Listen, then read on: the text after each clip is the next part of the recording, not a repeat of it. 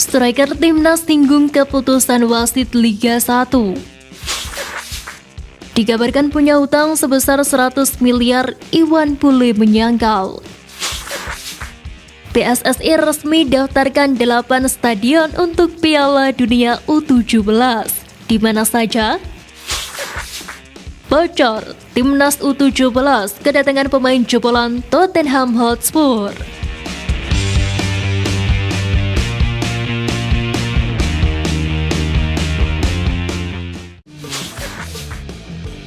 Timnas Indonesia Putri U19 akhirnya memastikan diri melangkah ke babak semifinal Piala AFF U19 Women 2023 usai mengalahkan Kamboja dengan skor telak 5-0 pada hari Minggu malam kemarin.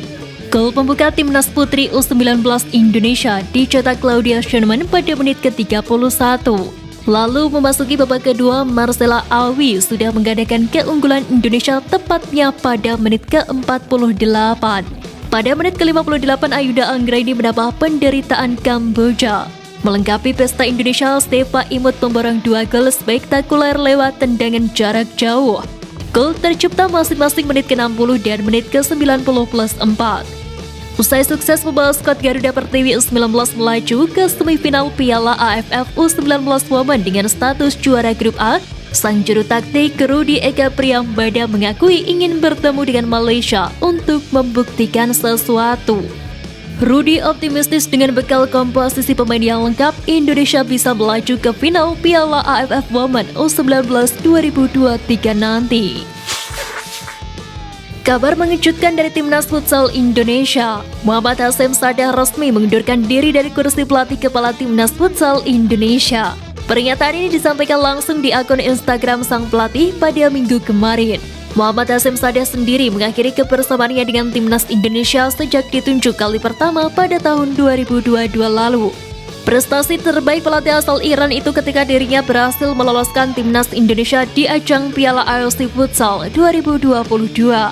Pada edisi tersebut, Timnas Indonesia sukses menyulitkan salah satu raksasa Asia yakni Jepang di babak perempat final. PRI Liga 1 memasuki pekan kedua. Salah satu pertandingan yang menjadi sorotan adalah laga Bayangkara FC versus Ranusantara FC. Karena laga tersebut diwarnai sejumlah keputusan kontroversial wasit. Salah satunya ketika gol Dendi Sulistiawan dianulir. Sejatinya, The Guardians memiliki kesempatan untuk menyamakan skor dengan Ranusantara di menit ke-82. Dendi Sulistiawan mencetak gol indah tetapi wasit menganggapnya offside. Di media sosial, netizen menganggap Dendi dalam posisi onside dan semestinya golnya disahkan setelah melihat cuplikan video yang beredar. Melihat postingan tersebut, Dendi Sulistiawan pun berkomentar singkat dengan kata nemen atau bisa diartikan dengan parah. Lewat Instagram Story, Dendi juga memberikan tanggapan menohok.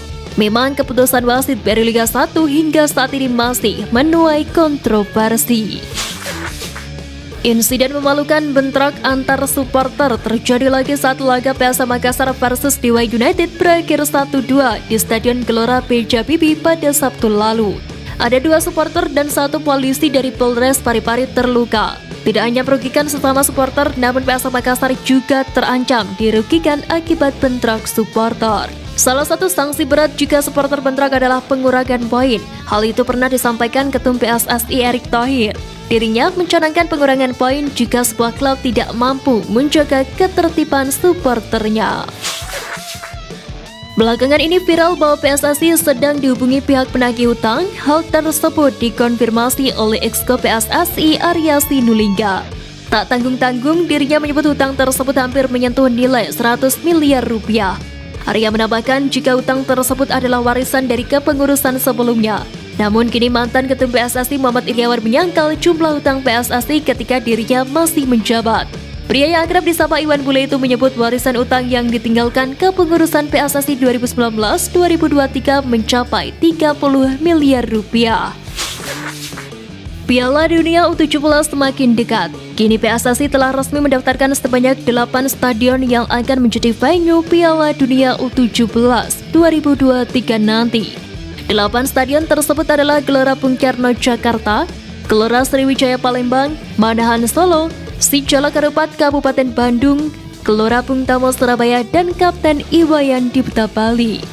Meski tidak menyebut secara detail untuk satu venue tambahan adalah Jakarta International Stadium, sedangkan satu lagi masih dirahasiakan namun lokasinya dekat dengan Jakarta. Erick Thohir menyebut dalam hal ini PSSI tidak dapat menentukan stadion yang akan dipakai. Itu semua tergantung FIFA yang rencananya akan ke Indonesia melakukan inspek. Timnas Indonesia U17 akhirnya menjalani pemusatan latihan pada hari ini jelang Piala Dunia U17 2023. Bima Sakti memanggil setidaknya 34 nama pemain untuk melakukan TC di Jakarta ini. TC ini bakal berlangsung selama 6 pekan ke depan. Nantinya Bima Sakti berlakukan sistem promosi dan degradasi untuk memilih pemain untuk memperkuat skuad Garuda Asia. Meskipun telah dipastikan bakal melakukan pemusatan latihan, namun Bima Sakti belum bisa mengungkapkan nama-nama pemain yang dipanggil tersebut. Walaupun begitu, dikabarkan bakal ada pemain diaspora yang diikut sertakan. Pemain abroad Madrid Augusta resmi dipanggil mengikuti seleksi Timnas Indonesia U17 jelang Piala Dunia U17 2023. Hal itu diumumkan oleh orang tua Madrid melalui unggahan di laman Instagram pribadinya @sidneydanko pada hari Minggu kemarin. Madrid Augusta merupakan pemain kelahiran 2006 yang pernah diundang Tottenham Hotspur untuk trial beberapa tahun lalu.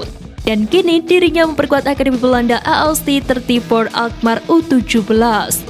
Berposisi sebagai penyerang sayap, Madrid Augusta masuk bidikan skuad Garuda Asia yang akan tampil di Piala Dunia U17 2023.